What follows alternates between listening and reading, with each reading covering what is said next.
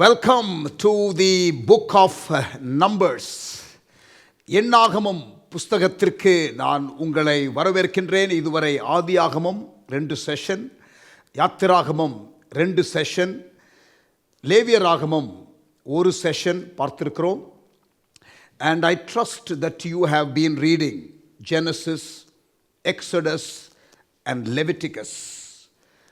Hopefully at least once.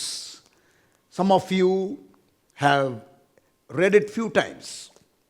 சிலர் ஒரு முறைக்கு மேலே வாசித்திருக்கிறீர்கள், and that is much appreciated. இப்பொழுது பைபிளில் இருக்கிற 4வது புஸ்தகம் எண்ணாகமம் என்ற புஸ்தகத்தை நாம் பார்க்க போகின்றோம். I'm just going to do one session, although it has 36 chapters. 36 அதிகாரங்கள் இருந்தாலும் இஸ்ரவேல் ஜனங்களுடைய 38 வருட பயணங்களை உள்ளடக்கி இருந்தாலும், although it has 36 chapters and although it covers 38 long years in wilderness, we will cover it in one session. இந்த புஸ்தகத்திற்கு எண்ணாகமம் என்ற பெயர் ஏன் வந்தது? This has nothing to do with mathematics or algebra. சரியா? பயப்பட வேண்டாம். இந்த புஸ்தகம் எண்ணாகமம் என்று நம்பர்ஸ் என்ற எண்கள் என்ற வார்த்தையோடு இருக்கிறபடினாலே பயந்து விட வேண்டாம். Basically the word or the title for the book Numbers என்று சொல்லப்பட்டதற்கு காரணம், இஸ்ரவேல் ஜனங்களை வனாந்திரத்திலே 2 முறை சென்சஸ் எடுக்கிறார்கள். சாப்டர் 1ல ஒரு முறை, சாப்டர் 26ல ஒரு முறை. ஆண்டவர் மோசேயினிடத்திலே என்ன சொல்லுகிறார்? இஸ்ரவேலிலே 20 வயது உள்ளவர்கள் மேல் யுத்தத்திற்கு புறப்படத்தக்கவர்கள் எல்லாரையும் அவர்கள் சேனைகளின்படி நீயும் ஆரோனும் எண்ணி பார்ப்பீர்களாக. Count them, number them, who are all eligible for being in the army. இப்பொழுது ஒரு தேசமாக இவர்கள் எழும்புகிறார்கள். இவர்கள் யுத்தம் வந்தால் சமாளிப்பதற்கு யுத்த மனிதர்களை என்லிஸ்ட் பண்ண சொல்லுகிற அந்த எண்ணிக்கை எடுக்கிற ஒரு புஸ்தகமாக இருக்கிறபடினாலே எண்ணாகமம் என்ற பெயர் வருகிறது. நல்ல கவனிங்க, 2 சென்சஸ் இருக்கிறது. ஒன்று எண்ணாகமம் 1ஆம் அதிகாரம், மற்றொன்று எண்ணாகமம் 26ஆம் அதிகாரம். ஏன் 2 முறை இந்த வனாந்திரத்திலே? முதல் முறை எண்ணிக்கை எடுத்து 20 வயதுக்கு மேற்பட்டவர்கள் யுத்தத்திற்காக எல்லாரும் மடிந்து போகிறார்கள். They die in the wilderness. And therefore the need for the second enlisting. Chapter 26. You will understand that. நீங்கள் வாசிக்கும் பொழுது அதை புரிந்து கொள்வீர்கள். இந்த புஸ்தகத்திற்கு முந்தின புஸ்தகம் லேவியராகமம், அது சீனாய் மலையின் அடிவாரத்திலேயே ஜியோகிராபிக்கல் மூமெண்ட்ஸ் இல்லாத ஒரு புஸ்தகம். Instruction from God as to how they should be as a nation. தேசமாக அவர்கள் எப்படி வித்தியாசமான நிலையிலே இருக்க வேண்டும் என்பதை நாம் லேவியராகமத்திலே பார்த்தோம்.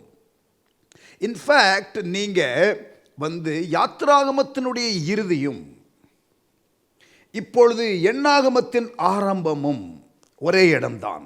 It is still by the mount Sinai. Sinai மலை அடிவாரம்தான் இன்னும். இப்பொழுது இவர்கள் புறப்பட போகிறார்கள். they are about to move and excitement எல்லாம். இப்போ ஆசரிப்பு கூடாரம் எல்லாம் செய்து ஆகிவிட்டது, எல்லா சார்ட்டிங் அவுட் நடந்து விட்டது, விதிமுறைகள் ஓரியன்டேஷன் எல்லாம் கொடுத்து ஆகிவிட்டது. இந்த ஒரு விசேஷ தேசமாக இவர்கள் இருப்பதற்கான சில ஒழுங்குகள் எல்லாம் கொடுக்கப்பட்டு விட்டது, ஆசாரிய முறைமை ஏற்படுத்தப்பட்டு விட்டது, ஆசரிப்பு கூடாரம் செய்து ஆகிவிட்டது. இப்பொழுது இவர்கள் புறப்பட்டு போக வேண்டிய நேரம். எல்லாருக்குள்ளேயும் எக்ஸைட்மெண்ட். என்ன எக்ஸைட்மெண்ட்டு? ப்ராமிஸ் லேண்டுக்குள்ளே போக போகிறோம், ஒரு புதிய தேசத்திற்குள்ளே போக போகிறோம், ஆண்டவர் நமக்கு வாக்கு பண்ணின தேசத்திற்குள்ளே போக போகிறோம் என்ற excitement. But little did they realise that it is going to be 38 years.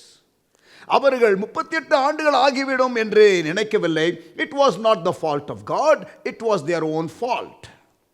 இது அவர்களாகவே தங்களுக்கென்று ஏற்படுத்தி கொண்ட ஒரு காரியம்தான். சரியா? சரி. So there is a lot of excitement and they are about to move. Amen. Praise God. இந்த காரியம் என்ன நடக்கிறது என்றால், இந்த புஸ்தகத்திற்கு நீங்கள் எண்ணாகமம் என்ற பெயரை கொடுத்தாலும் பொருந்தும், which is the book title. But நல்ல கவனிங்க, நீங்கள் சிலர் என்ன சொல்லுகிறார்கள் என்றால், இந்த புஸ்தகத்திற்கு த புக் ஆஃப் ஜேர்னியிங், அதாவது பிரயாண புஸ்தகம் என்று கூட சிலர் சொல்லுகிறார்கள். And it wouldn't be wrong as they are on the move. இன்னும் ஆழ்ந்து படித்தவர்கள், எண்ணாகம புஸ்தகத்தை ஆழ்ந்து படித்தவர்கள் இதற்கு முறுமுறுப்பு புஸ்தகம் என்று, த புக் ஆஃப் மர்மரிங் என்று தலைப்பு கொடுத்தால் ஏற்றது. Because all what you will see in the book of Numbers is complaints, complaints, complaints. God's judgment, God's judgment, God's dealing. They stir the anger of God. தேவனுடைய கோபத்தை அவர்கள் சந்திக்க வேண்டியது இருக்கிறது. தேவன் கோபப்படுகிற அளவுக்கு இவருடைய பிஹேவியர் இருக்கிறது. அதை நீங்கள் பார்க்கலாம். இஸ்ரவேல் ஜனங்கள் முறுமுறுக்கிறதை ஐ அண்டர்ஸ்டாண்ட் வெல். பிகாஸ் இஸ்ரவேல் தேசத்திற்கு டூர் நான் அழைத்து கொண்டு போகிறபடியினாலே 40 பேரை கூட்டிகிட்டு போகிறதுக்குள்ள 11 நாள். இங்கேருந்து நாங்கள் யோர்தானில் 2 இரவு, ஒரு 4 அல்லது 5 இரவு, நாங்கள் இஸ்ரவேல் தேசத்தில், அப்புறம் எகிப்தில் 2 அல்லது 3 இரவுகள், மொத்தம் 11 நாள் ட்ரிப்பு நாங்கள் போவோம். 40 பேரை கூட்டிகிட்டு போவோம். அந்த 40 பேரை கூட்டிகிட்டு அந்த 11 நாள் ட்ரிப்பு போயிட்டு வரத்துக்குள்ள 2வது நாள் 3வது நாள் முறுமுறுக்க ஆரம்பிப்பாங்க ஒரு சிலர். அது என்னவோ தெரியல, அந்த ப்ராமிஸ் லேண்டுக்கு நேராக போகிற அந்த பிரயாணத்தில் அந்த முறுமுறுப்பின் இது வந்துடுது. And sometimes it is very frustrating to have people murmur in your team, and they try to have a little subgroup and they talk about you, the leader, and they will start griping and murmuring and complaining. So பாருங்களே, I can feel the burden on Moses. மோசே மேலே இருக்கிற அந்த ஒரு ஹெவினஸை என்னால் ஒரு சின்ன அளவு உணர முடியும் என்று நான் சொல்லுவேன். It is not easy. அதுவும் வனாந்திரம், அதுவும் 40 ஆண்டுகள். Amen. So the book begins at mount Sinai. Sinai மலை அடிவாரத்திலே அது ஆரம்பமாகிறது. அது எங்கே முடிகிறது என்றால், த பிளைன்ஸ் ஆஃப் மோவாப், மோவாபின் சமவெளியிலே அது வந்து முடிகிறது. இந்த மோவாபின் சமவெளி என்று சொல்லுகிற இடம் எங்கே என்றால், யோர்தானுக்கு கிழக்கிலே இருக்கிறதான ஒரு பகுதி. இப்பொழுதும் நாங்கள் இஸ்ரவேல் தேசத்திற்கு போகும்பொழுது இந்த மோவாபின் சமவெளியிலே இருக்கிற ஒரு மலை, நேபோ என்ற ஒரு மலை, அந்த மலையின் மேலே ஏறி நாங்கள் இஸ்ரவேல் தேசத்தை பார்க்கக்கூடிய ஒரு பாயிண்ட் இருக்கிறது. அந்த பிஸ்கா, கொடுமுடி என்று சொல்லப்படுகிற இடம், அந்த இடத்திலே தான் மோசே அடக்கம் பண்ணப்பட்டார் ஆண்டவராலே. அங்கே இருந்துதான் ஆண்டவர் மோசேக்கு அந்த ப்ராமிஸ் லேண்டை காட்டினார். அதற்கு பிறகு அவனை அடக்கம் பண்ணினார். இது நமக்கு we can read in Deuteronomy. எண்ணாகமத்தில் 20ஆம் அதிகாரத்தில் ஆண்டவர் சொல்லுகிறார், நீ கானானுக்குள்ளே பிரவேசிப்பது இல்லை. அதே போல் உபாகமம் எண்டுக்குள்ளே நீங்கள் பார்த்தீங்கன்னா அவருடைய மரணத்தை நாம் வாசிக்கலாம். In fact the last chapter of Deuteronomy, that is where it ends. That is the next book that we will see. அடுத்த புஸ்தகம் நாம் அதிலே இந்த காரியங்களை மோசேயினுடைய டெத்தை குறித்து we will look at it. So மோவாபின் சமவெளியிலே மக்கள் இஸ்ரவேல் ஜனங்கள் இருக்கிறார்கள். ஆண்டவர் மோசேயை அந்த மலையின் மேலே கொண்டு போய் அங்கே காட்டுகிறார், ப்ராமிஸ் லேண்ட்.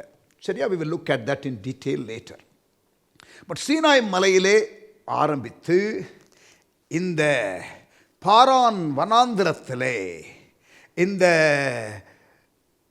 மோவாபின் சமவெளியிலே வந்து அது முடிவடைகிறது. ஆமென், பிரைஸ் காட். இப்ப ஆதியாகமத்தில் இருந்து நீங்க படிச்சு வந்தீங்கன்னா, யாக்கோபின் குடும்பம், யாக்கோபு தான் இஸ்ரவேல் என்ற பெயரை அவன் பெற்றுக்கொள்ளுகிறான். அவனுடைய குடும்பம் பெரிதாக வளருகிறது. எண்ட் ஆஃப் ஜெனசிஸ், ஆதியாகமத்தின் புஸ்தகத்தினுடைய முடிவில் நீங்கள் எகிப்திலே போய் கம்ஃபர்டபுளாக செட்டில் ஆகிறாங்க இந்த குடும்பம். யோசேப்பு பிரதமராக இருக்கிறார். அங்கே செல்வ செழிப்புடன் அவர்கள் போய் அமர்ந்து விடுகிறார்கள். They have everything there. They have the protection and they have the provision. And that is where the book of Genesis ends. அங்கே அவர்களுக்கு நன்மையும் பாதுகாப்பும் இருக்கிறது. அங்கே இருக்கிறார்கள். ஆதியாகமம் எண்டு. யாத்திராகமத்தின் பிகினிங்கில் 400 ஆண்டுகளுக்கு பிறகு யோசேப்பை அறியாத ஒரு பார்வோன் இருக்கிறதையும், இவர்கள் அடிமைத்தனத்திற்குள்ளே நடத்தப்படுகிறதையும், ஒடுக்கப்படுகிறதையும், அழிக்கப்பட முயற்சிகள் எடுக்கப்படுகிறதையும் நீங்கள் பார்க்கலாம். மோசேயை கர்த்தர் எழுப்புகிறார். ஏன் இவர்களை அழிக்க வேண்டும் என்று நினைத்தான் பார்வோன். இவர்கள் பெருகிக்கொண்டே போகிறார்கள். அதை நாம் யாத்திராகமத்திலே ஏற்கனவே பார்த்தோம். ஆனால் எவ்வளவுக்கு எவ்வளவு அதிகமாக ஒடுக்கினார்களோ அவ்வளவுக்கு அவ்வளவு இவர்கள் பெருகினார்கள் என்பதையும் வாசிக்கலாம் இல்லையா? யாத்திராகமம் 1:12. ஆனாலும் அவர்களை எவ்வளவு ஒடுக்கினார்களோ அவ்வளவாய் அவர்கள் பலுகி பெருகினார்கள். கர்த்தர் யாக்கோபின் குடும்பத்தை இப்பொழுது ஒரு பெரிய தேசமாக மாற்றிவிட்டார். அப்படித்தானே ஆண்டவர் வாக்கு பண்ணினார் ஆதியாகமத்தில். யாக்கோபு எகிப்துக்கு போகிறதற்கு தயங்குகிறான். ஆண்டவர் சொல்லுகிறார், இல்லை நீ தயங்காதே, நான் உன்னை ஒரு பெரிய ஜாதி ஆக்குவேன். I will make you a great nation என்று ஆண்டவர் சொன்னார். ஆதியாகமம் 46:3. அப்பொழுது அவர், நான் தேவன், நான் உன் தகப்பனுடைய தேவன், நீ எகிப்து தேசத்திற்கு போக பயப்பட வேண்டாம், அங்கே உன்னை பெரிய ஜாதியாக்குவேன். I will make you a great nation என்று ஆண்டவர் சொன்னாரே. ஆதியாகமம் 46:3 அது நிறைவேறுகிறது. பெரிய ஜாதி ஆகிறான். தடைகள் வருகிறது, எதிர்ப்புகள் வருகிறது, அழுத்தங்கள் வருகிறது, ஒடுக்கப்படுகிற சூழ்நிலைகள் வருகிறது. ஆனால் இவர்கள் பெருகிக்கொண்டே இருக்கிறார்கள். லேவியராகமத்திற்கு வரும் பொழுது ஆண்டவர் இவர்களுக்கு மோசேயின் தலைமையிலே யாத்திராகமத்தில் அவர்களை வெளியிலே கொண்டு வருகிறார். பிறகு லேவியராகமத்திலே ஆண்டவர் அவர்களுக்கு 10 கட்டளைகளை, பிறகு மற்ற கட்டளைகளை, பிறகு யாரை சேவிக்க வேண்டும், எப்படி சேவிக்க வேண்டும், எங்கே சேவிக்க வேண்டும், who to worship, how to worship, where to worship, இதெல்லாம் ஆண்டவர் சொல்லி இப்பொழுது என்னாகம புஸ்தகத்திற்கு வருகிறோம். இதுவரை அவர்கள் புறப்பட்டு எகிப்திலிருந்து புறப்பட்டு 1 வருடம் 1 மாதம் முடிந்துவிட்டது. 1 year and 1 month has been completed. இப்போ சீனாய் வனாந்திரத்திலே அந்த மலை அடிவாரத்திலே இருக்கிற இவர்கள் ப்ராமிஸ் லேண்டுக்கு போகிறதுக்கு 11 நாள் தான். only 11 days. எப்படி only 11 days சொல்றீங்க பாஸ்டர்? உபாகமம் 1ஆம் அதிகாரம் 1ஆம் வசனம். உபாகமம் 1ஆம் அதிகாரம் 1ஆம் வசனம் மோசே சொல்லுகிறார், சேயீர் மலை வழியாய் ஓரேபுக்கு 11 நாள் பிரயாண தூரத்தில் உள்ள காதேஷ் பர்னேயாவிலிருந்து, காதேஷ் பர்னேயா என்று சொல்லக்கூடிய இடம்தான் அந்த கிராசிங் ஓவர் பாயிண்ட். இப்போ ஓரேப் மலை என்று சொல்லப்படுகிறது தான் சீனாய் மலை. நல்லா கவனிங்க, ஓரேப் மலை என்று சொல்லப்படுகிறது தான் சீனாய் மலை. சில பைபிளில் உள்ள காரியங்கள் நீங்கள் அந்த வேர்ட்ஸை கரெக்டாக புரிந்து கொள்ளணும். ஓரேப் மலை என்று சொல்லுகிறதும் சீனாய் மலை என்று சொல்லுகிறதும் வேறு வேறு மலைகள் அல்ல. Bible scholars have all debated that and have come to a consensus that it is the same mountain. அதே போல் நீங்கள் பார்த்தீங்கன்னா பைபிளில் திபேரியா கடல், புதிய ஏற்பாட்டில் அப்புறம் கெனேசரத்து கடல், இப்படியெல்லாம் உங்களுக்கு நீங்கள் வாசிப்பீர்கள். எல்லாமே கலிலேயா கடல் தான். இப்போ beach, Elliot's beach, Marina beach, Palavakkam beach என்று சொல்லுகிறோம், எல்லாம் ஒரே கடல் தான். அதே போல் கலிலேயா கடல் என்பது ஒரு பெரிய ஒரு ஏரி. அதில் ஒவ்வொரு கார்னருக்கும் ஒவ்வொரு பெயர். புரியுதா? ஸோ திபேரியா கடல், கெனேசரத்து கடல், இதெல்லாம் நம்ம வாசிக்கும்போது எல்லாமே கலிலேயா கடல் தான். சரியா? அதே போல் ஓரே மலையும் சீனாய் மலையும் it is one and the same thing. Seir மலை வழியாய் ஓரேபுக்கு 11 நாள் பிரயாண தூரத்தில் உள்ள காதேஸ் பர்னேயாவில் இருந்து என்று வாசிக்கிறோம். ஸோ அந்த ரெஃபரன்ஸ்லேருந்து I can say 11 days journey. But what was meant to be a 11-day journey is now taking close to 40 years, to be exact 38 years and 10 months approximately. அவர்கள் ஒரு வருடம் ஒரு மாதம் இருந்து இப்பொழுது என்னாகமம் ஆரம்பிக்கிறது. What was meant to be 11 days is now becoming a 40 year almost. இப்போ இவர்கள் இந்த 11 நாள் பிரயாணத்திலே போயிருக்கலாம். ஆனால் இப்பொழுது 38 years and 10 months to be close to accurate. அவர்கள் முதலாவது இந்த என்னாகமம் புஸ்தகத்தின் ஆரம்பத்தில் நீங்கள் வந்தீங்கன்னா அவர்கள் ஒரு வருடம் ஒரு மாதம் ஆகிறது என்று நம்ம வாசிக்கலாம். 2வது மாதத்தின் 1ஆம் நாள் என்று நீங்கள் வாசிக்கலாம். 2ஆம் வருஷம் 2ஆம் மாதம் 1 தேதியிலே என்று என்னாகமம் 1ஆம் அதிகாரம் 1ஆம் வசனத்தில் வாசிக்கலாம். அப்படின்றால் ஒரு வருடம் ஒரு மாதம் முடிந்திருக்கிறது.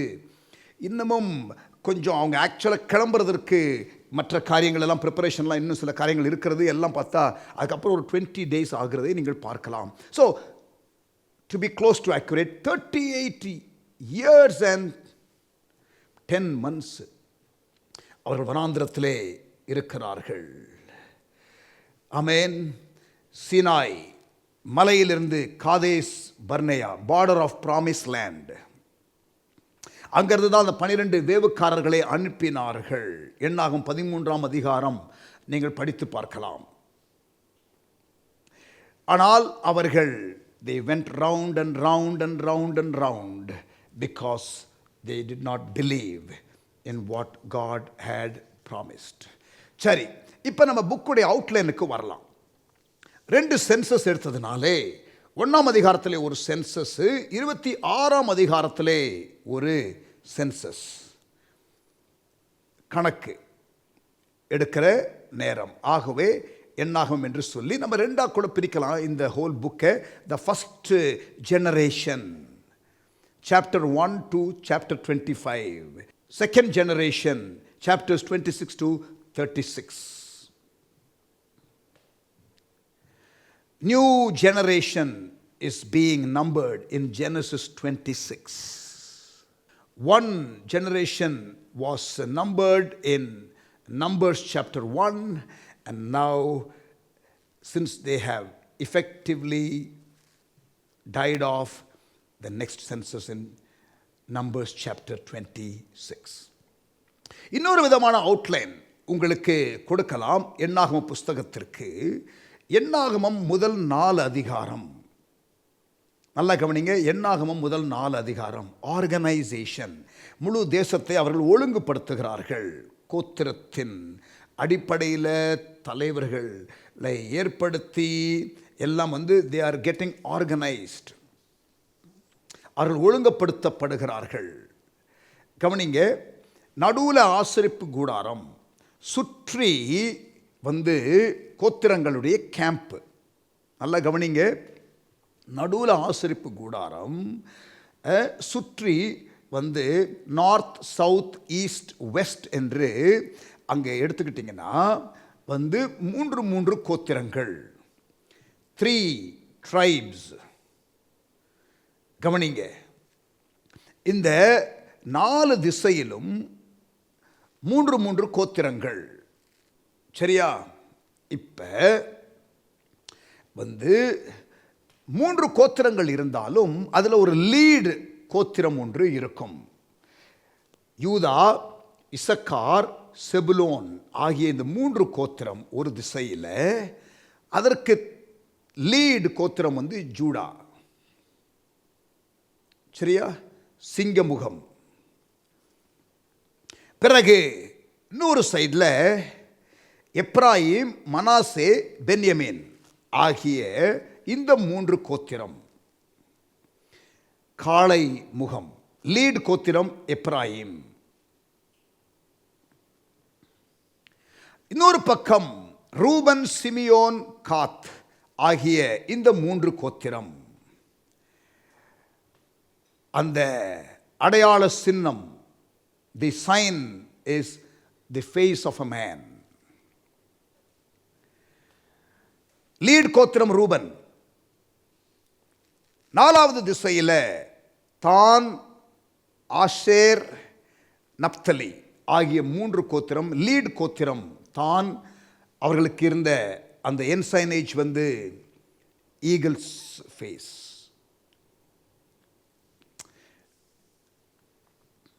நல்லா கவனிங்க. நடுவில் தேவன் அவர்கள் நடுவில் வாசம் பண்ணுகிறார். லேவி கோத்திரத்திற்கு அங்கே இல்லை. அவர்கள் இந்த ஆசரிப்பு கூடாரத்திற்கும் இந்த 12 கோத்திரங்கள் தங்கி இருக்கிற இடத்திற்கும் இடையிலே இந்த லேவி கோத்திரம் இருப்பார்கள். எப்படி 12 கோத்திரத்தில் லேவி கோத்திரம் இல்லை என்றாலும் எப்படி 12 வருது? அப்பனா 13 வரணுமே என்று நீங்கள், இல்லைன்னா வந்து நீங்கள் அங்கே 11 தானே இருக்கணுமே என்ற கேள்வி உங்களுக்கு எழும்பலாம். நல்லா கவனிங்க. மனாசே, எப்ராயிம் ஆகிய 2 பேரும் யோசேப்பினுடைய பிள்ளைகள். 2 கோத்திரமாக மாறுகிறார்கள். நல்லா கவனிங்க. யோசேப்பினுடைய 2 பிள்ளைகள் 2 கோத்திரமாக வருகிறார்கள். யோசேப்பு என்ற மகன் யாக்கோபுக்கு இருந்தார். அவருக்கு பதிலாக அவருடைய 2 பிள்ளைகள் 2 கோத்திரமாக வருகிறது. லேவி கோத்திரத்திற்கு இடம் இல்லை என்பது நமக்கு தெரியும். அவர்கள் எங்கே இருந்தார்கள் என்று நீங்கள் கேட்டால், லேவி கோத்திரத்தார் தங்குவதற்கு தேசம் முழுவதும், அது இஸ்ரேல் தேசத்திற்கு போனதற்கு அப்புறம், அதுக்கு பிறகு நம்ம எண்ணாகமத்தில் அந்த பங்கு போடுகிற இடம் வரும் பொழுது நாம் பார்க்கலாம். அங்கே அவர்கள் தங்குவதற்கு 48 லேவி கோத்திரம் தங்குவதற்கான லெவிட்டிக்கல் சிட்டிஸ் என்று சொல்லுவார்கள். அதிலே 6, அந்த 48ல் 6 தான் அடைக்கல பட்டணம். அதை நாம் பிறகு வரலாம். I am jumping the gun now, but don't worry, அது வரும்பொழுது நான் உங்களுக்கு எக்ஸ்பிளைன் பண்ணுவேன். ஆமேன். இப்போ 4 கேம்ப்பு, நடுவில் ஆசரிப்பு கூடாரம், இடையில் வந்து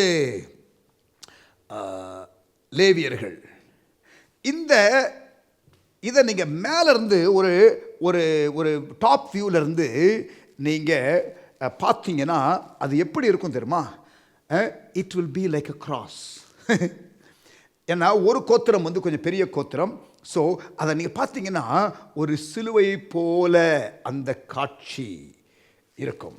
இப்போ பிரதர் மோகன் சி லாசரஸ் அவர்கள் கட்டியிருக்கிற அந்த கூடாரம் இருக்கிறது, அந்த கூடாரத்தையும் நீங்கள் மேல் வியூவிலிருந்து பார்த்தீங்கன்னா அது ஒரு கிராஸ் மாதிரி இருக்கும். சொல்வது புரியுதா? அதே போல தான் இஸ்ரவேல் ஜனங்கள் வனாந்திரத்தில் பாளையம் இறங்கி இருக்கிற இடத்துல நடுவில் ஆசரிப்பு கூடாரம், 4 திசையிலும் 3 கோத்திரங்கள். ஆனால் ஒரு கோத்திரம் சைடு மட்டும் கொஞ்சம் லாங்காக இருக்கும். நீங்கள் அப்படி பார்க்கும்பொழுது the biggest tribe of all is the Judah tribe. அந்த பகுதியில் கொஞ்சம் எக்ஸ்டென்ஷன் இருக்கும். ஜூடா ட்ரைபில் மட்டும் பாருங்கள்.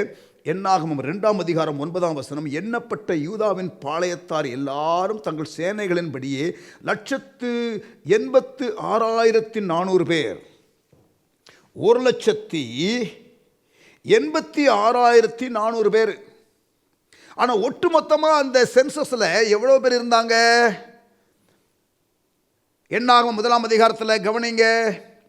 என்னாகமம் 1ஆம் அதிகாரம் 46ஆம் வசனம், 6,03,550 பேராய் இருந்தார்கள். 6,03,550 12 கோத்திரத்தில், ஆனால் ஒரே கோத்திரத்தில் மட்டும் கணக்கு போட்டு பார்த்தா எவ்வளவு? 2ஆம் அதிகாரம் 9ஆம் வசனம், 186,000 பேர், ஆல்மோஸ்ட் 30%. பாருங்க, அப்ப ஒரு கோத்திரம் மட்டும் ரொம்ப பெரிய கோத்திரம், அது யூதா கோத்திரம். ஆமென். முதலாவது கணக்கெடுக்கும் பொழுது எண்ணாகும் 1ஆம் அதிகாரம் 46ஆம் வசனத்தில் 6,03,550 பேர். அதில் யூதா கோத்திரத்தில் மட்டும் 1,86,400 பேர். ஆமென். ஸோ அந்த ஒரு வியூ. இது மட்டுமல்ல, நல்லா கவனிங்க, 4 முகங்கள் சொன்னேன் இல்லையா? இப்போ அதற்கு ரெஃபரன்ஸ் வேணுமா உங்களுக்கு? அதாவது ஒரு லீடு ட்ரைப் இருக்கிறது, அந்த லீடு ட்ரைபுடைய அந்த என்சைனேஜ், அந்த அடையாளம், அந்த கொடி அங்கே போடப்பட்டிருக்கிறது, அங்கே முன்னாலே என்று நான் சொன்னேனே. கவனிங்க, அந்த பெரிய முகாம்ல யூதா கோத்திரம், இசக்கார் கோத்திரம், செபுலோன் கோத்திரம் இருக்கிற இடத்துல அந்த கொடி, யூதாவின் கொடி, எண்ணாகமம் 2ஆம் அதிகாரம் 3ஆம் வசனம், அங்க லயன் ஃபேஸ். பிறகு எண்ணாகமம் 2ஆம் அதிகாரம் 10ஆம் வசனம், ரூபனுடைய பாளையத்து கொடியையுடைய என்று வாசிக்கிறோம். ஸோ அங்கே ரூபன், சிமியோன், காத் என்ற 3 கோத்திரங்கள் இருந்தாலும் அங்கே ரூபனுடைய, அதுதான் லீடு கோத்திரம். அங்கே அந்த அடையாளம் ஃபேஸ் மேன்ஸ் ஃபேஸ். முதல்ல லயன்ஸ் ஃபேஸ், ஜூடா. அப்புறம் நீங்கள் எண்ணாகமம் 2ஆம் அதிகாரம் 18ஆம் வசனம் படித்து பார்த்தீங்கன்னா எப்ராயிமினுடைய பாளையத்து கொடி என்று இருக்கும். எப்ராயிம், மனாசே, பென்யமீன் என்ற 3 கோத்திரம், லீட் கோத்திரம் எப்ராயிம். ஸோ 2ஆம் அதிகாரம் 18ஆம் வசனத்தில் வாசிக்கிறீங்க, எப்ராயிமினுடைய பாளையத்து கொடி. ஸோ அதனுடைய அந்த என்சைனேஜ் அங்கே the face of an ox, ஒரு காளை. பிறகு எண்ணாகும் 2ஆம் அதிகாரம் 25ஆம் வசனம், தான், ஆசேர், நப்தலி ஆகிய 3 கோத்திரங்கள், அது லீட் கோத்திரம் தான். 25ஆம் வசனம், எண்ணாகும் 2ஆம் அதிகாரம், தானுடைய பாளையத்து கொடியையுடைய அந்த சைனேஜ், அந்த face eagle. Interesting, lion, ox, man, eagle. சிங்கம், காளை, மனிதன், கழுகு ஆகிய இந்த 4 வேற எங்க இருக்கிறது? பைபிள் ஸ்டூடெண்டாக இருக்கிறவர்களாக நீங்கள் இருந்தீங்கன்னா, பைபிள் நாலெட்ஜ் உள்ளவங்களாக இருந்தீங்கன்னா உங்கள் மைண்டு பல இடத்திற்கு போகும். எசேக்கியேல் 1ஆம் அதிகாரம், கேபார் நதி அண்டையிலே, பாபிலோனிலே எசேக்கியேல் பார்க்கிற தரிசனத்திலே நீங்கள் என்ன பார்ப்பீர்கள்? விஷன் ஆஃப் த்ரோன், சிங்காசனத்தை அவர் பார்க்கிறதை பார்ப்பீர்கள். அங்கே 4 முகங்கள் இருக்கும், சிங்கம், காளை, மனிதன், கழுகு. The tabernacle is actually the model of heaven. Book of Hebrews says this in a few places. In the tabernacle model is actually a model of heaven, model of the throne of God. அதேதான் எசேக்கியேல் 1ஆம் அதிகாரத்திலே நாம் வாசிக்கிறோம். மாத்திரமல்ல, ஜானுடைய vision, யோவானுடைய தரிசனம், எசேக்கியேல் தரிசனம் மட்டுமல்ல, வெளிப்படுத்தின விசேஷத்திலே யோவானுடைய தரிசனம், ரெவலேஷன் சாப்டர் 4, 24 மூப்பர்கள், அதோடு கூட 4 ஜீவன்கள், 4 living creatures, lion, ox, man and eagle.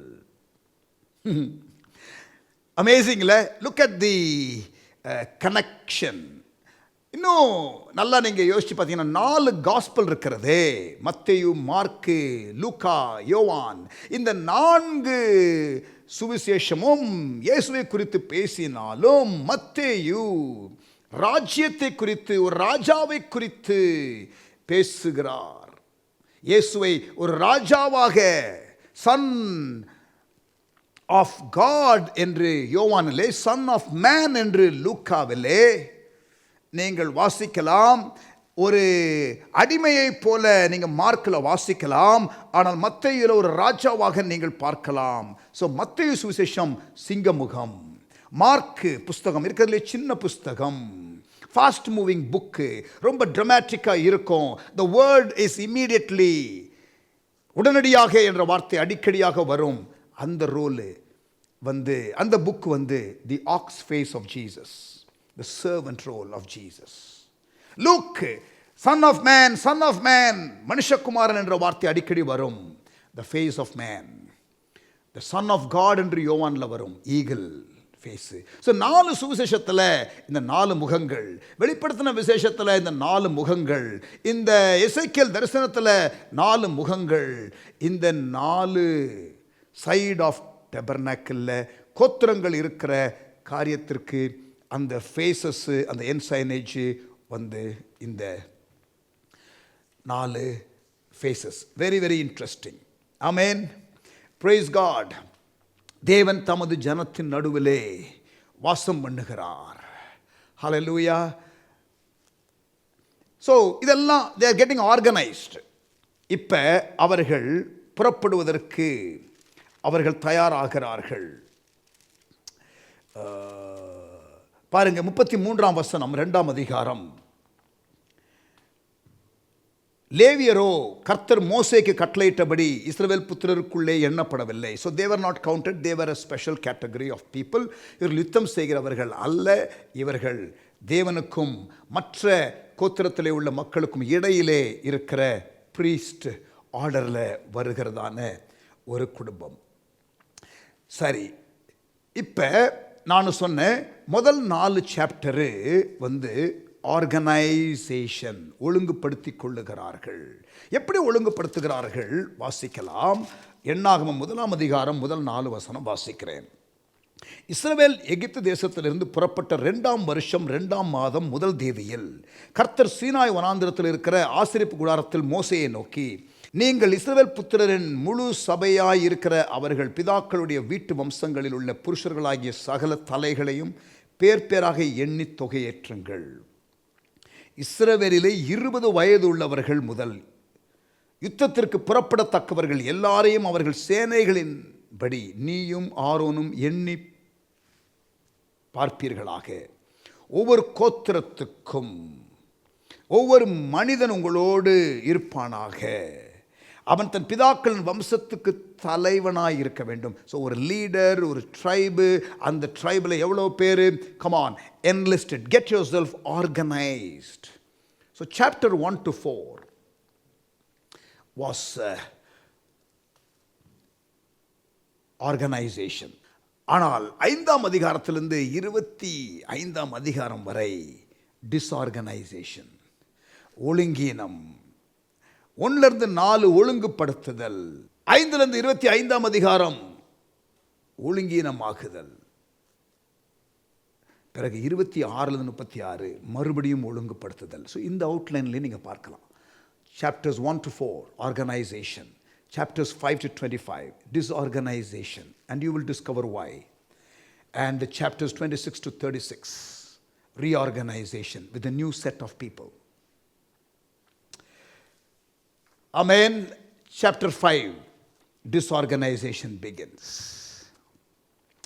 அங்கே நீங்கள் வாசிக்கும் பொழுது அங்கே சலசலப்புகளும், அங்கே அப்படியே நீங்கள் அந்த பில்டப் ஆகிறத ஹோல் அந்த நெக்ஸ்ட் செவரல் சாப்டர்ஸ் நீங்கள் பார்க்கலாம். சாப்டர் 7 to 10 பர்டிகுலராக வந்து the order for the March. Okay, புறப்பட்டு போகிறோம் என்ற காரியங்கள் வருகிறது.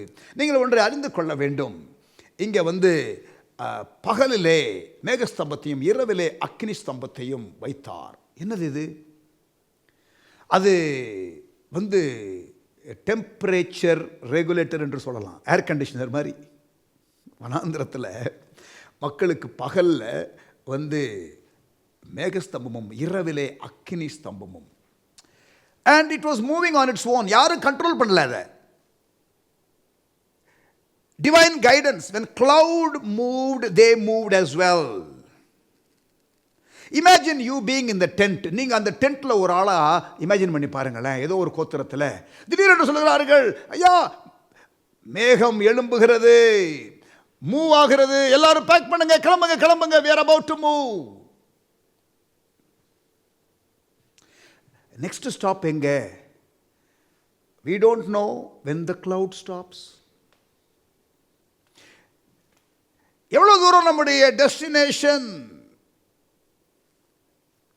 எத்தனை kilometre? We don't know. When the cloud stops, we stop. ரைட்ல திரும்பணுமா லெஃப்ட்ல திரும்பணுமா? We don't know. We follow the cloud. Imagine divine guidance. Amen. Whenever the tent was moving, the people are expected to move. Imagine the feel. எண்ணாகமம் 9ஆம் அதிகாரம், எண்ணாகமம் 9ஆம் அதிகாரம் 15-16. வாசஸ்தலம் ஸ்தாபனம் செய்யப்பட்ட நாளிலே மேகமானது சாட்சியின் கூடாரமாகிய வாசஸ்தலத்தை மூடிற்று. சாயங்காலம் ஆனபோது வாசஸ்தலத்தின் மேல் அக்கினிமயமான ஒரு தோற்றம் உண்டாயிற்று. அது விடியற்காலம் மட்டும் இருந்தது. இப்படி நித்தமும் இருந்தது. பகலிலே மேகமும் இரவிலே அக்கினி தோற்றமும் அதை மூடிக்கொண்டிருந்தது. I don't think it was just over the tabernacle. I think it was spreading throughout the camps so that the people had the temperature regulator. Hallelujah. எப்பொழுது எப்படி நடத்துவார் என்று அவர்களுக்கு தெரியாது. They just have to follow. பிரியமானவர்களே, God has the same right to lead us even today. He doesn't have to explain to us all the time. Following Christ is the greatest adventure in the world. Amen. So journey now begins. 10ஆம் அதிகாரம் 11-12 வசனங்கள். 2ஆம் வருஷம் 2ஆம் மாதம் 20ஆம் தேதியிலே, பாருங்க, 1ஆம் தேதி 2வது மாதம்னு நமக்கு எண்ணாகமம் 1ஆம் அதிகாரத்தில் இப்போ 20 நாள் ஆயிடுச்சு. 20ஆம் தேதியிலே மேகம் சாட்சியினுடைய வாசஸ்தலத்தில் மீதிலிருந்து உயர எழும்பிற்று. அப்பொழுது இஸ்ரவேல் புத்திரர் சீனாய் வனாந்திரத்தில் உள்ள தங்கள் பிரயாண வரிசைகளாய் புறப்பட்டார்கள். மேகம் பாரான் வனாந்திரத்திலே தங்கிற்று. இப்படி கர்த்தர் மோசேயை கொண்டு கட்டளையிட்டபடி முதல் பிரயாணம் பண்ணினார்கள். So their journey begins. Very exciting. ஆனால் இன்னும் 38 வருஷம் கழிச்சு தான் போவோம், நம்மளே நிறைய பேர் போக மாட்டோம் என்ற காரியம் அவர்களுக்கு தெரியாது. என்னாகும் 11ஆம் அதிகாரம் ப்ராப்ளம். அந்த டிஸ்ஆர்கனைசேஷன்லேயே வருகிற காரியங்களை பாருங்கள். 11ஆம் அதிகாரம். பின்பு ஜனங்கள் முறையிட்டு கொண்டிருந்தார்கள். அது கர்த்தருடைய செவிகளில் பொல்லாப்பாய் இருந்தது. கர்த்தர் அதை கேட்டபோது, கர்த்தர் கேட்டுட்டாரு. பாருங்க, நீங்க முறுமுறுக்கிறீங்கன்னா வேற யாரும் கேட்காம இருக்கலாம், கர்த்தர் அதை கேட்டார். பின்பு ஜனங்கள் முறையிட்டு கொண்டிருந்தார்கள். Complain. and it displeased God. கர்த்தருடைய கோபம் அங்கே மூண்டது. கர்த்தருடைய அக்கினி அவர்களுக்குள்ளே பற்றி எரிந்து பாளையத்தின் கடைசியில் இருந்த சிலரை பட்சித்தது. என்ன பிரச்சனை? கம்ப்ளைன். 4ஆம் வசனம், மீட். நமக்கு இறைச்சியை புசிக்க கொடுப்பவர்கள் யார்? They were longing for meat. அப்புறம் 5ஆம் வசனம், அவர்கள் அந்த எகிப்து மூடுக்கு போயிட்டாங்க. They were missing that. They are looking for the food of Egypt. அப்புறம் 6ஆம் வசனம், மன்னாவை குறித்து கம்ப்ளைண்ட் பண்றாங்க. 4ஆம் வசனம் மீட்டை பத்தி, அப்புறம் எகிப்தின் ஃபுட்டை பத்தி. 5ஆம் வசனம், 6ஆம் வசனம், I'm talking about Numbers chapter 11 and manna. அதாவது அங்க எகிப்தில் அடிமையா இருந்தோமே, இப்ப ஃப்ரீயா இருக்கிறோமே, அந்த எண்ணம் வரல.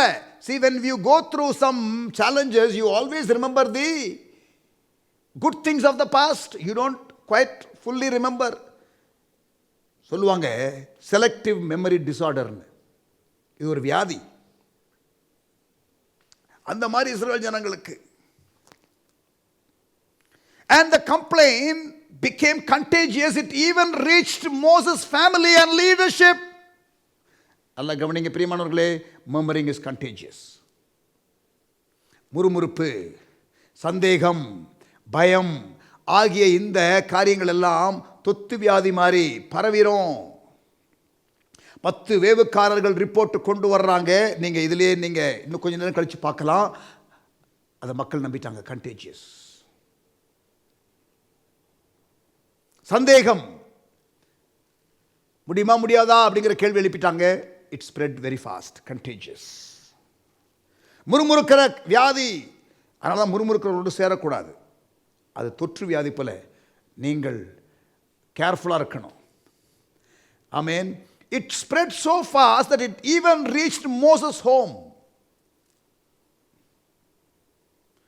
12ஆம் அதிகாரம். எத்தியோப்பியா தேசத்து ஸ்திரீயை மோசே விவாகம் பண்ணியிருந்தபடியினாலே மீரியாமும் ஆரோனும் அவன் விவாகம் பண்ணின எத்தியோப்பிய தேசத்து ஸ்திரீ நிமித்தம் அவனுக்கு விரோதமாக பேசி. இது என்னது புதுசாக எத்தியோப்பிய ஸ்திரீன்னு வருது? மோசேயினுடைய மனைவி. மோசேக்கு எத்தனை மனைவி? முதலாவது மனைவி ஜிப்போரா மீதியானிய பெண்ணாச்சே. Does it strike you? Well, there has been a debate whether Moses had one wife or two wives. Whether இந்த எகிப்தின் ஸ்திரீ மீதியானிய ஸ்திரீ என்று சொல்லப்படுகிற ரெண்டு ஸ்திரீகளுமே ஜிப்போரா தானா என்ற கேள்வியை எடுத்து வேத பண்டிதர்கள் ஆராய்ந்து பார்த்து இருக்க முடியாது என்றுதான் அவர்கள் கருதுகிறார்கள். ஒருவேளை ஜிப்போரா மரித்த பிறகு இந்த எத்தியோப்பியா ஸ்திரியை கல்யாணம் பண்ணினாரா? இப்போ மீரியாமோ ஆரோனோ இப்போ கம்ப்ளைண்ட் பண்ணுறாங்கன்னா, இத்தனை வருஷம் கம்ப்ளைண்ட் பண்ணாமல் இருந்தாங்களே, எப்போ திடீர்னு கம்ப்ளைண்ட் பண்ணுறாங்க? இது ஒருவேளை சமீபத்தில் நடந்த சம்பவமா? We don't know. Bible is silent, so we can only speculate. But I think probably this is another lady that he married into. சரியா? ரைட். எனிவே, இங்கே கர்த்தர் மோசையை கொண்டு மாத்திரம்தான் பேசினார். டொமஸ்டிக் ப்ராப்ளமை ஸ்பிரிச்சுவல் ப்ராப்ளம் ஆக்கி, லீடர்ஷிப் ப்ராப்ளம் ஆக்கி, கர்த்தர் மோசையை கொண்டு தான் பேசுவாரா என்றெல்லாம் இவர்கள் பேசுகிறார்கள். கர்த்தர் அதை கேட்டார். இங்கே பாருங்க, என்னாகமம் 1ஆம் அதிகாரத்தில் மக்கள் மோசேக்கு விரோதமாக பேசினதை கர்த்தர் கேட்டார். லீடர்ஷிப் டீமில் இருக்கிறவர்கள் மோசேக்கு விரோதமாக பேசினார்கள். கர்த்தர் அதை கேட்டார். என்னாகமம் 11ஆம் அதிகாரத்திலையும் ஆண்டவர் டீல் பண்ணாரு. 12ஆம் அதிகாரத்திலையும் ஆண்டவர் டீல் பண்ணார். Listen, when the called leader leads, when people challenge his leadership or her leadership, God fights for them. God's called leader, do not worry, God will fight for you. என்னாகும் 11ஆம் அதிகாரத்தில், அதாவது மக்கள் அலைன்மெண்ட்டில் இல்லையே என்று ஃப்ரஸ்ட்ரேட்டடாக இருக்கும் பொழுது, போதும் ஆண்டவரே, என்னுடைய உயிர் கூட போனால் பரவாயில்ல, ஸ்ட்ரெஸ்ஸு தாங்க முடியல மோசேக்கு. பாருங்க, இந்த ஜனங்கள் எல்லாரையும் நான் ஒருவனாய் தாங்கக்கூடாது, எனக்கு இது மிஞ்சின பாரமாக இருக்கிறது. 11ஆம் அதிகாரம் 14ஆம் வசனம் ஆண்டவர் சொல்கிறார், வேண்டாம்ப்பா, நீ மூப்பர்களெல்லாம் கூப்பிடு, இந்த மூப்பர் சூப்பரெல்லாம் கூப்பிடு, எல்லாரையும் உட்காந்து நிற்க வைரு, சம்மன் பண்ணு, நான் பேசுகிறேன். 70 பேரை கூட நிறுத்தினப்ப ஆண்டவர் மோசே மேலே இருந்த ஆவியை எடுத்து அவர்கள் மேல் வைத்தார். தேவனுடைய ஆவின்னு இல்லை, மோசேயினுடைய ஆவியை எடுத்து தேவன் என்ன பண்ணாரு? கூட இருக்கிற 70 பேர் மேலே வச்சாரு. God is interested to bring alignment to the team. Leader, if you are listening, be encouraged. Go and cry out to God. God will bring alignment to your team. 12ஆம் அதிகாரத்தில் ஃபேமிலி மெம்பர்ஸ் பேசினாங்க. ஆண்டவர் கேட்டுட்டார்.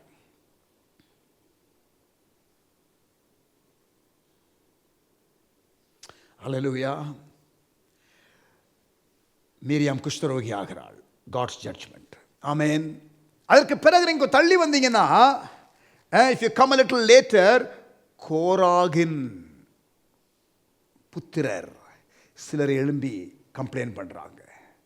அதாவது அந்த Moses, ஏரன், இந்த லேவி கோத்திரம் மட்டும்தானா, வேற கோத்திரம்லாம் இல்லையா என்று சொல்லி முறுமுறுக்கிறார்கள். கவனிங்க, அங்கே ஆண்டவர் டீல் பண்ணுகிறார். பாருங்க, ஃபேமிலியிலேருந்து அல்லது லீடர்ஷிப் இன்னர் சர்க்கிள்லேருந்து வந்த ப்ராப்ளம் டீல் பண்ணுறார் ஆண்டவர். காங்கிரிகேஷன்லேருந்து வருகிற ப்ராப்ளம் டீல் பண்ணுகிறார் ஆண்டவர்.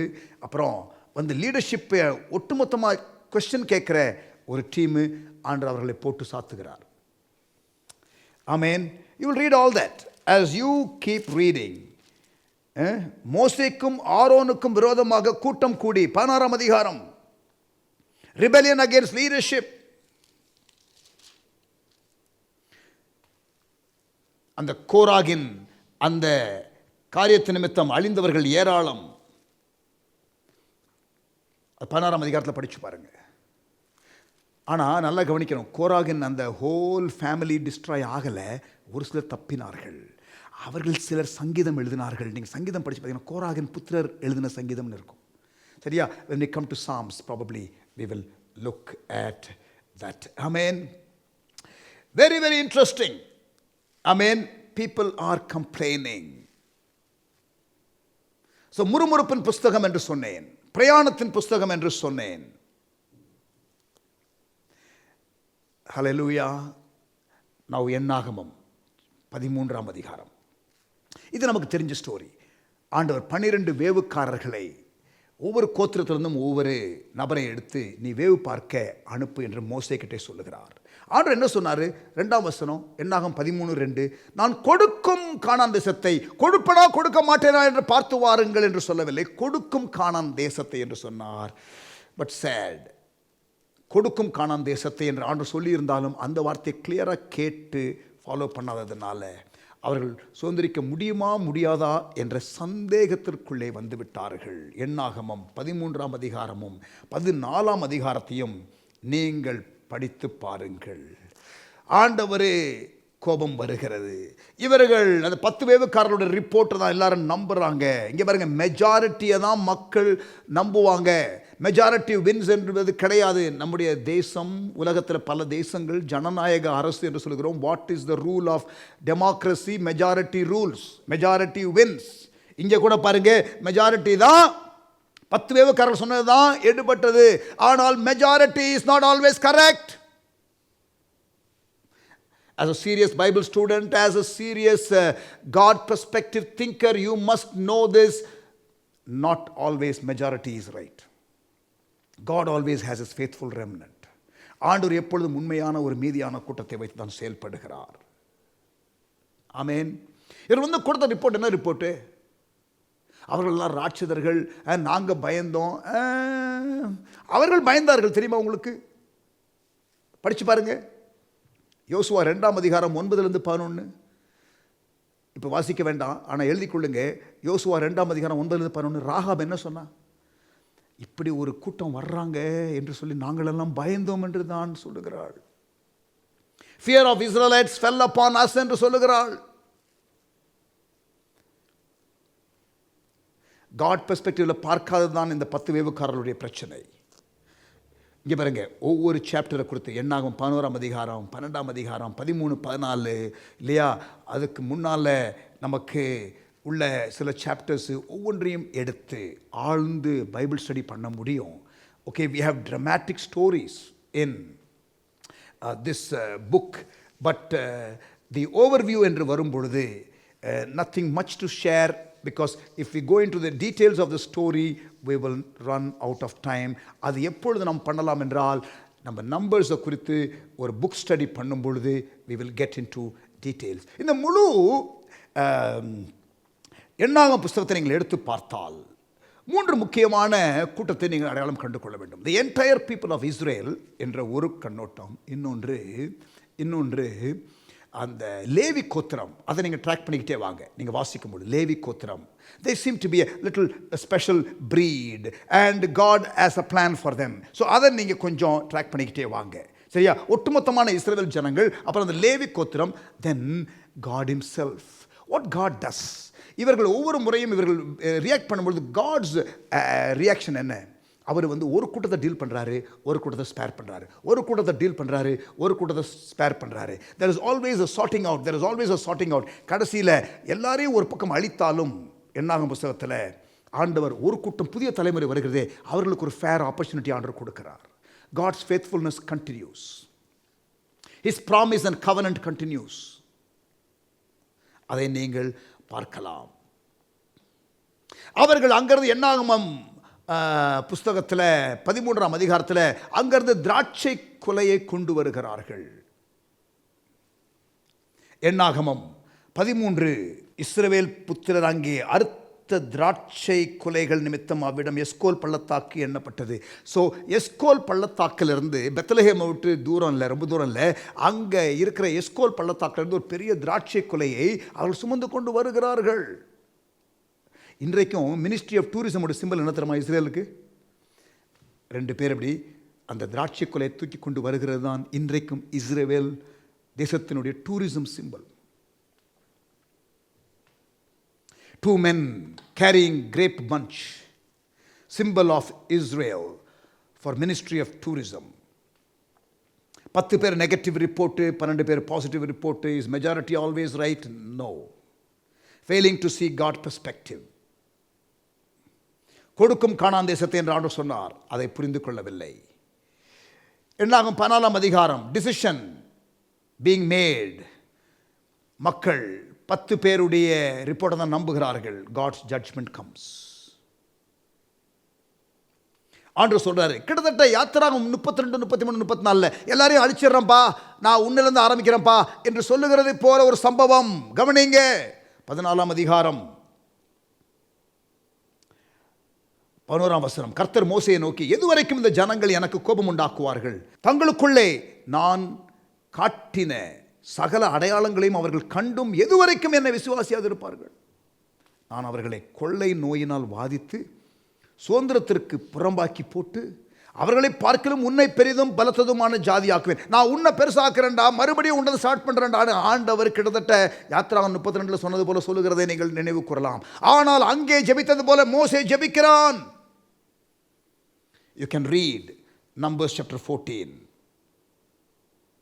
Quite similar to the Exodus 32 to 34 event. But this time, God said, ஒரு தலைமுறை நான் உள்ள நுழைய விட மாட்டேன். அங்கே சொன்னார், நான் பிரசன்னத்தை அனுப்ப மாட்டேன், ஆனால் நான் உங்களை அனுப்பிடுறேன்னாரு. அப்புறம் போராடி பிரசன்னத்தையும் வாங்கி கொள்கிறான். இங்கே வந்து சரி, ஒரு தலைமுறையை நான் அட்லீஸ்ட் நான் அழிச்சு தான் ஆவேன்னு சொல்கிறாரு.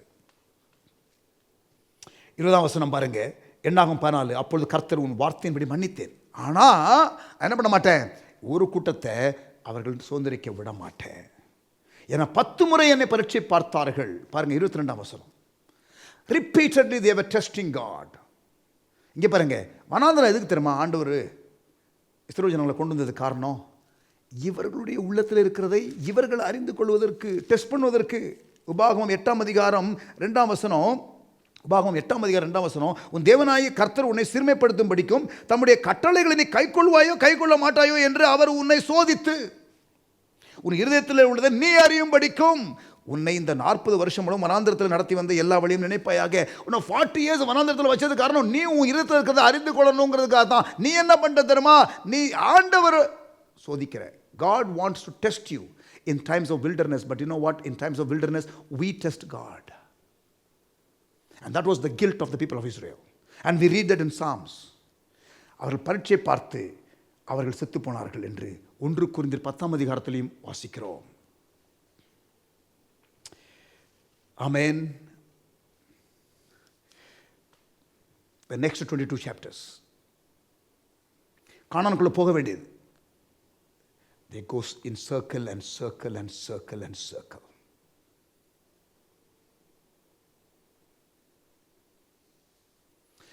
Numbers chapter 14. அந்த வேவ் பார்த்த ஒரு 2 பேரோட ரிப்போர்ட்டை நம்பி இருந்தா, they could have entered the promised land.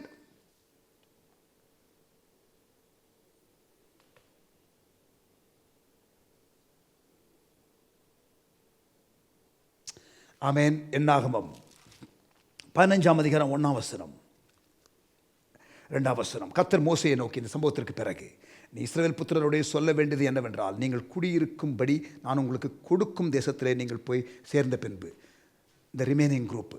ஆனால் அந்த 10 வேவுக்காரர்கள் செத்து போயிட்டாங்க தெரியுமா? என்னாகமம் 14:37. சபையார் எல்லாரும் அவனுக்கு விரோதமாக முறுமுறுக்கும்படி அந்த துர்ச்செய்தியை சொன்னவர்களாகிய அந்த மனிதர் கர்த்தருடைய சந்நிதியிலே வாதையினாலே செத்தார்கள். The 10 spies died of a plague. Done. Amen. ஆண்டவர் மறுபடியும் மீதியான ஆட்களை லீட் பண்ணி கொண்டு போகிறார். ஆமென். 16 19 நீங்கள் படித்து பாருங்க. 16ஆம் அதிகாரத்திலிருந்து 19ஆம் அதிகாரம் இன்னொரு கூட்டம் எழும்புகிறது லீடர்ஷிப்புக்கு விரோதமாக. இந்த முறை கோராகு புத்திரர்கள், அவனோடு கூட ஒட்டுமொத்தமாக எல்லாரும் சேர்ந்து ஒரு 248 பேர், தாத்தான் அபிராம் என்ற மக்களோடு சேர்த்து மொத்தம் 250 பேர். அதனுடைய விளைவு என்ன? பூமி பிளக்கிறது.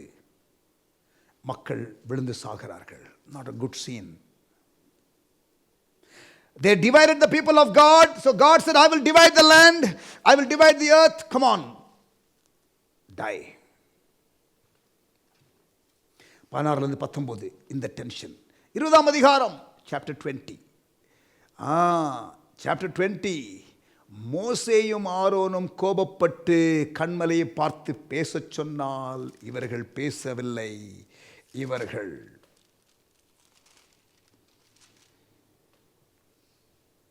என்ன பண்ணுகிறார்கள்? அடிக்கிறார்கள். அடித்தா தண்ணி வராமல் இருந்திருக்கணுமே. என்னாகமம் 20ஆம் அதிகாரம் பாருங்க. ஆண்டவர் பேச சொன்னார், கண்மலை பார்த்து பேசுங்கள். 20ஆம் அதிகாரம் 8ஆம் வசனம் 11ஆம் வசனம் பாருங்க. தன் கையை ஓங்கி கண்மலையை தன் கோலினால் 2 தரம் அடித்தான். அடித்தா என்ன பண்ணியிருக்கணும்? ஆண்டவர் பேச சொன்னார், அடித்தா தண்ணி வந்துருக்கூடாதுல்ல. இங்கே பாருங்க, உடனே தண்ணீர் ஏராளமாய் புறப்பட்டது. பேச சொன்னார், அடித்தாங்க, தண்ணீர் ஏராளமாக புறப்பட்டது. ஊழியம் ஆசீர்வாதமாக இருக்கிறதுனால கர்த்தர் கூட இருக்கிறாரு, கர்த்தர் ஆசீர்வதிக்கிறாரு, கர்த்தர் அதை அங்கீகரிக்கிறாருங்கிறது கிடையாது. ஊழியர்களே கவனியுங்கள், ஊழியம் வளருகிறதுனாலே கர்த்தர் உங்களை மேலே பிரியமாக இருக்கிறார் என்பது கிடையாது. ஆண்டவர் பப்ளிக்கில் உங்களை ஒருவேளை எம்பாரஸ் பண்ணாமல் இருக்கலாம், தனியாக கூப்பிட்டு சட்டையை கட்டிடுவார். ஊழியக்காரனே கவனி. இங்கே பாருங்க, முடிஞ்ச உடனே ஆண்டவர் நீங்கள் அவர்களை கொண்டு போவதில்லை என்று சொல்லிவிட்டார். 12ஆம் வசனத்தில் ஒரு கூட்ட ஜனத்தை நான் வனாந்திரத்தில் அழிச்சிருவேன், அவங்க கானானுக்குள்ளே போக மாட்டார்கள் என்று மோசே ஜெபித்ததினாலே 14ஆம் அதிகாரத்தில் ஆண்டவர் சொன்னார். இங்கே 20ஆம் அதிகாரத்தில் நீயே போக மாட்டேன்னு சொல்லிட்டாரு. God is a fair judge. It's the same thing for everybody. 21ஆம் அதிகாரத்தில் இன்னொரு சம்பவம் நடக்கிறது. 21ஆம் அதிகாரத்தில் இன்னொரு சம்பவம் நடக்கிறது. என்னது? பாம்பு கடி. வனாந்திரத்தில் எல்லாரும் வந்து மோசே கிட்ட வர்றாங்க. மோசே ஜெபிக்கிறார். ஆண்டவர் ஒரு வெண்கல சர்ப்பத்தை செய்ய சொல்லுகிறார். வெண்கல சர்ப்பத்தை இவன் செய்கிறான். அதை நோக்கி பார்த்தவர்கள் பிழைத்தார்கள். But too bad, 24,000 people died.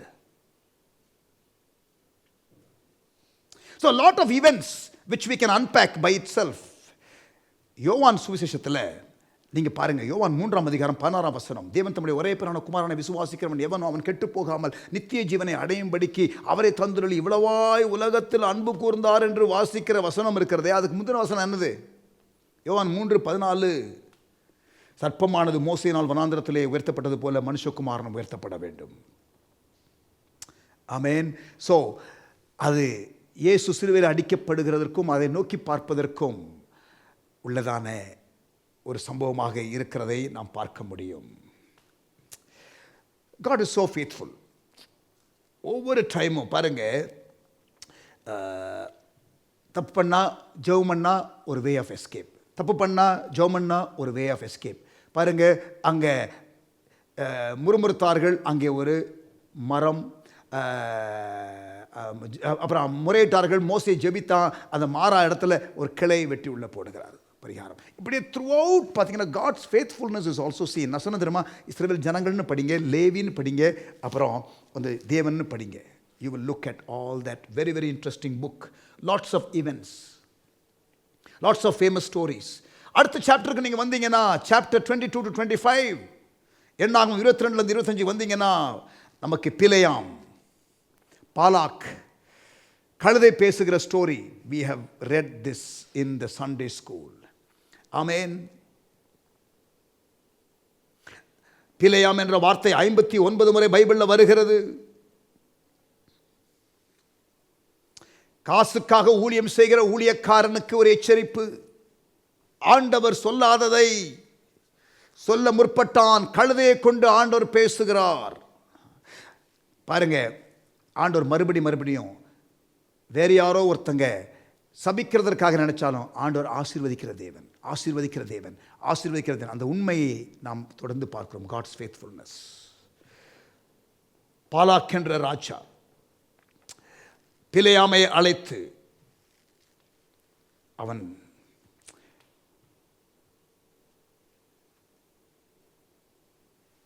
கூலிக்கு ஊழியம் செய்ய சொல்லும் பொழுது அவன் செய்ய முடியாமல் ஆண்டவர் தடுக்கிறார். Amen. That's a powerful story. Donkey மூலமாக ஆண்டவர் பேசுகிறார். அந்த கழுதை மேலே பிலேயாமுக்கு கோபம் வருகிறது. 59 முறை வந்திருக்குன்னு சொல்கிறேன் பிலேயாமை குறித்து பைபிளில். It's interesting story. We must look at it. when we do numbers study we will look at it. இயேசுனுடைய தாயாகிய மரியாளுடைய பெயர் மென்ஷன் பண்ணதை விட சில இயேசுனுடைய சீஷர்கள் 12 பேர்களை பைபிளில் சொன்னதை விட பிலேயாமை குறித்து அதிகமாக சொல்லப்பட்டிருக்கிறது. So we must look into it. The donkey speaks. ஊழியக்காரர்களாகிய நமக்கெல்லாம் ஒரு எச்சரிப்பு. கர்த்தர் யாரை கொண்டும் பேசுவார். என்னை கொண்டு ஆண்டவர் பேசுறாரே, என்னை கொண்டு ஆண்டவர் பேசுறாரு, கழுதை கொண்டும் பேசியிருக்கிறார். We preachers must be humble. Don't get puffed up just because God is speaking through you. God did that with donkey too.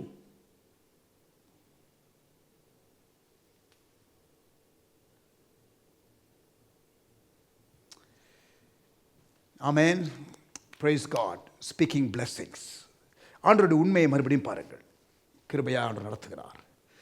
ஹல்லேலூயா. 26ஆம் அதிகாரத்திலிருந்து 36ஆம் அதிகாரம் வரை ரீஆர்கனைசேஷன். ஒரு கூட்டம் மரித்து விட்டார்கள். ஆண்டவர் சொல்றார் 26ஆம் அதிகாரத்தில் மறுபடியும் சென்சஸ் எடு. The second census. ஃபர்ஸ்ட் சாப்டரில் ஒரு சென்சஸ். இப்போ 26ஆம் அதிகாரத்தில். ஆனால் 25ஆம் அதிகாரத்தில் இன்னொரு பியூட்டிஃபுல் கேரக்டர் வர்றாரு, பினேகாஸ். அதுக்கு முந்தின ஃபியூ சாப்டர்ஸில் பிலேயாம், இப்போ பினேகாஸ். யார் இந்த பினேகாஸ்? கிராண்ட்சன் ஆஃப் ஏரன், எலியேசருடைய மகன். He becomes the high priest after the death of Eliezer, the grandson of Aaron, son of Eliezer. Amen. Phinehas கண்டபோது அவன் நடு சபையிலிருந்து எழுந்து ஒரு ஈட்டியை தன் கையிலே பிடித்து, அந்த சம்பவம் உங்களுக்கு தெரியும். You read that story in Numbers chapter 25.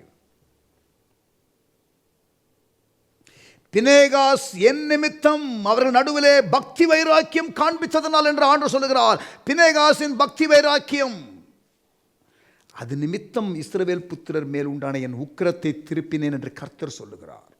கர்த்தருடைய கோபத்தை ஆற்றக்கூடிய பினேகாஸின் பக்தி வைராக்கியம் உடைய மக்கள் எழும்புவார்களாக இந்த கடைசி காலத்திலே. ஆமென். ஒரு பிராண்ட் நியூ ஜெனரேஷன் இன் சாப்டர் 26. இப்போ என்றாங்க எவ்வளோ பேர் பார்க்கலாமா?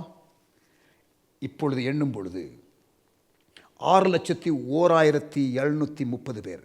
எண்ணாகும் 26:51. இஸ்ரவேல் புத்திரர்கள் எண்ணப்பட்டவர்கள் 6,01,730 பேராயிருந்தார்கள். முதல்ல எண்ணும் பொழுது எவ்வளவு?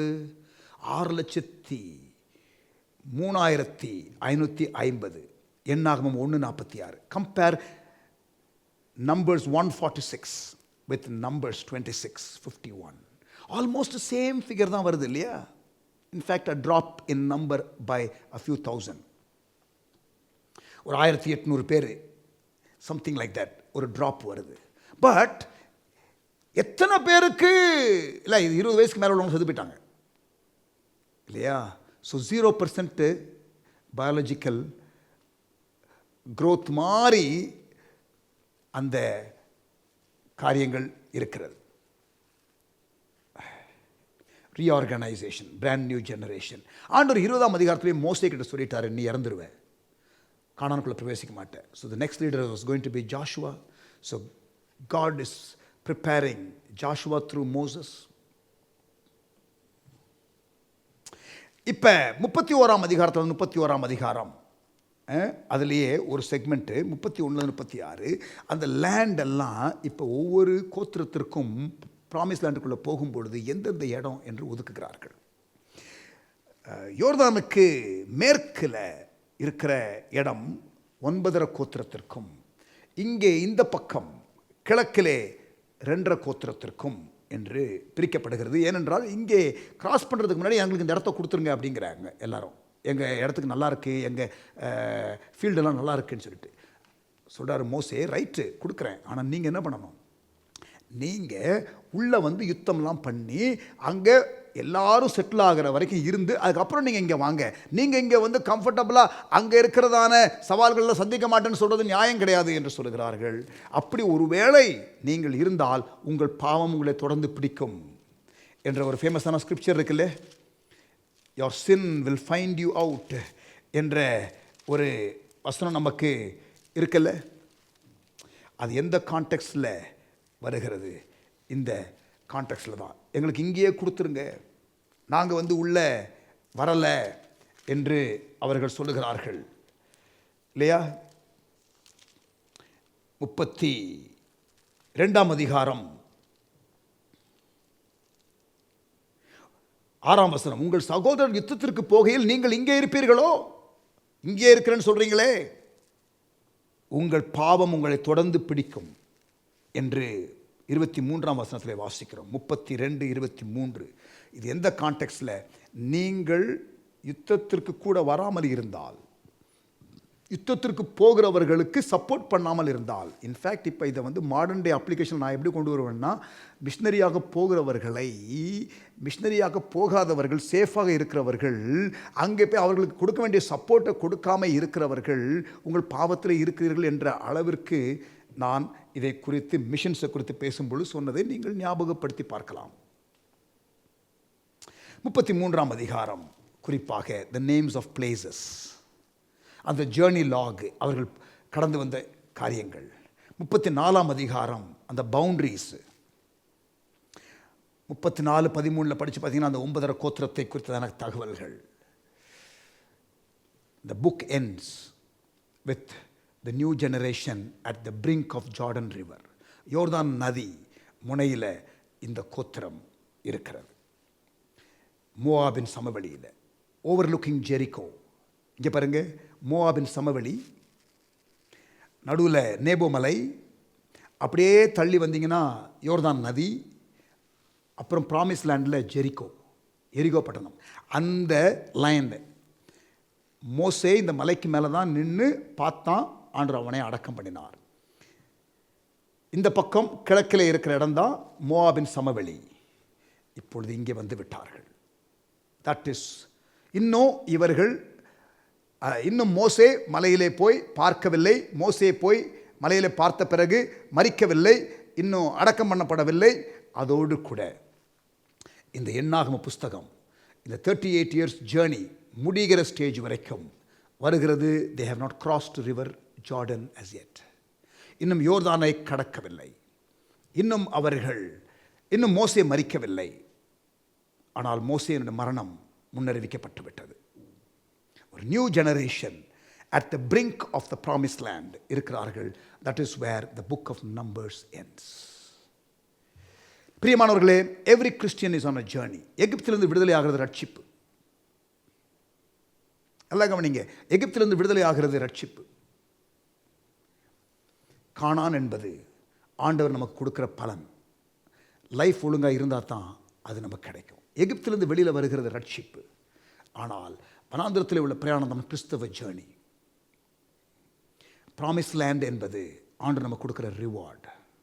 எல்லாரையும் ஆண்டவர் கொண்டு வந்தார். மனம் திரும்பினவர்களோ திரும்பாதவர்களோ, குணம் மாறினவர்களோ மாறாதவர்களோ, கிருபையாய் பஸ்காவை ஆசரித்த எல்லாரும், அந்த நிலக்கால்களிலே ரத்தத்தை பூசின எல்லாரும், அந்த பிளட்னால எல்லாரும் வெளியில் வந்தாங்க, சால்வேஷன். ஆனால் வனாந்திரத்தில் உள்ள ஜேர்னி இருக்கிறதே, அதுதான் கிறிஸ்தவ வாழ்க்கை. But not all who come out of Egypt, not all who are saved will necessarily inherit what God has in store. ஆண்டவர் ப்ராமிஸ் பண்ணியிருந்தாலும் நமக்கு கிடைக்காம இருக்குமா? ஆண்டவர் ப்ராமிஸ் பண்ணியிருந்தாலும் கிடைக்காமல் இருக்கலாம், பிகாஸ் ஆஃப் அவர் லைஃப். வனாந்திர பாதை என்பது ஆண்டவர் டோட்டலாக ட்ரஸ்ட் பண்ணி போக வேண்டிய பாதை. That is Christian life. And we are on a path towards maturity and towards our destiny. இஸ்ரவேல் ஜனங்களுக்கு நடந்த காரியம் நமக்கு பாடம் என்று வேதம் சொல்லுகிறது. அதை சொல்லி நான் முடிக்கிறேன். 1 கொரிந்தியர் 10ஆம் அதிகாரம். 1 கொரிந்தியர் 10ஆம் அதிகாரம். இப்படி இருக்க சகோதரரே, 1 Corinthians 10:1, நீங்கள் எவைகளை அறிய வேண்டும் என்று இருக்கிறேன் என்றால், யார் பவுல் எழுதுகிறார்? கொரிந்துக்கு எழுதும் பொழுது, நம்முடைய பிதாக்கள் எல்லாரும் மேகத்துக்கு கீழாக இருந்தார்கள். வனாந்திர ஜேர்னி, புக் ஆஃப் நம்பர்ஸ். எல்லாரும் சமுத்திரத்தின் வழியாக நடந்து வந்தார்கள். that includes Exodus. எல்லாரும் மோசேக்குள்ளாக மேகத்தினாலும் சமுத்திரத்தினாலும் ஞானஸ்நானம் பண்ணப்பட்டார்கள். எல்லாரும் ஒரே போஜனத்தை புசித்தார்கள். எல்லாரும் எல்லாரும் எல்லாரும் எல்லாரும் எல்லாரும்ங்கிற வார்த்தை அடிக்கடி வரும். ஆல்னு வரும். அதெல்லாம் ரட்சிக்கப்பட்டாங்க. எல்லாரும் ஞானஸ்நானம் எடுத்தாங்க. எல்லாம் கம்யூனியன் எடுத்தாங்க. எல்லாரும் ஒரே ஞானபானத்தை குடித்தார்கள். எப்படினால் அவர்களோடு கூட சென்ற ஞான கண்மலையின் தண்ணீரை குடித்தார்கள். அந்த கண்மலை கிறிஸ்துவே. இது வரைக்கும் நல்லா இருக்குங்க. 5ஆம் வசனம் பாருங்க. அப்படி இருந்தும் எப்படி இருந்தும் அவர்கள் அதிகமான பேர்களிடத்தில் தேவன் பிரியமாக இருந்ததில்லை. எல்லாரும் எல்லாரும் எல்லாரும்னு இது வரைக்கும் வந்தது. இப்போ 5ஆம் வசனத்தில் 1 கொரிந்தியர் 10:5 அவர்கள் அதிகமான பேர்களிடத்தில் தேவன் பிரியமாக இருந்ததில்லை. God was not pleased with them. ஆதலால் வனாந்தரத்திலே அவர்கள் அழிக்கப்பட்டார்கள். ரட்சிக்கப்பட்டவர்கள் தேவனுடைய பிராமிஸை சுதந்திரிக்காமல் போகிறார்கள். அவர்கள் இச்சித்தது போல நாமும் இச்சியாதபடி இவைகள் திருஷ்டாந்தங்களாக நமக்கு எழுதப்பட்டிருக்கிறது. அப்படியே பல காரியங்களை நீங்கள் வாசிக்கலாம். பாம்புகளால் அவர்கள் அழிக்கப்பட்டார்கள். கிறிஸ்துவை பரீட்சை பார்த்தார்கள் வனாந்திரத்திலே 9ஆம் வசனம். முறுமுறுத்தார்கள் 10ஆம் வசனம். வேசித்தனம் பண்ணினார்கள் 8ஆம் வசனம்.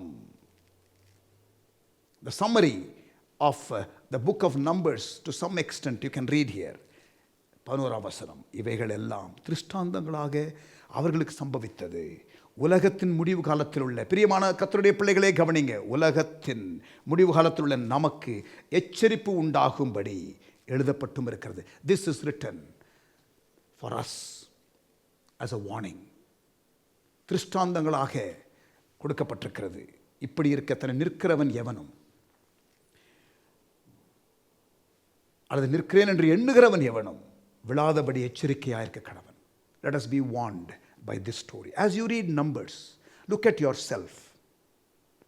என்னாகும் புத்தகத்தை வாசிக்கும் பொழுது 36 அதிகாரம் வேகமாக படியுங்கள். அடுத்த few days I will come back very soon with the book of Deuteronomy. But look at your own life.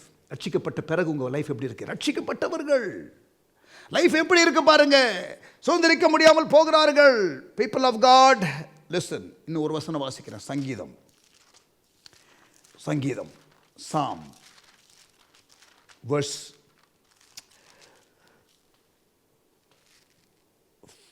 10 and 11 of 95 Psalm. சங்கீதம் 95 10-11 வசனம். 40 வருஷமாய் நான் அந்த சந்ததியை ஆரோசித்து அவர்கள் வழுவி போகிற இருதயம் உள்ள ஜனங்கள் என்றும் என்னுடைய வழிகளை அறியாதவர்கள் என்றும் சொல்லி. God expected us to know his ways. இஸ்ரவேல் ஜனங்கள் அவருடைய வழிகளை அறிந்து கொள்ள வேண்டும் என்று எதிர்பார்த்தார். வழிகளை அறிந்து கொள்ளவில்லை, வளரவில்லை. என்னுடைய இளைப்பாறுதலில் அவர்கள் பிரவேசிப்பதில்லை என்று என்னுடைய கோபத்திலே ஆணையிட்டேன். We should not be like that. எபிரேயர் 3ஆம் அதிகாரம் 7-11 இதே வசனத்தை வாசிக்கலாம். Hebrews 3:7-11 as what we read in Psalm 95 verse 10 and 11. Amen. Jomanuma, Father, we thank you for this wonderful book of Numbers. As we read this book again and again and again, நாங்கள் இதை மறுபடியும் வாசிக்கும் பொழுது எங்களோடு கூட நேர் பேசும். நாங்கள் சரிபட வேண்டிய காரியத்தில் சரிபட உதவி செய்யும். திருஷ்டாந்தங்களாக இவைகள் எங்களுக்கு கொடுக்கப்பட்டிருக்கிறது.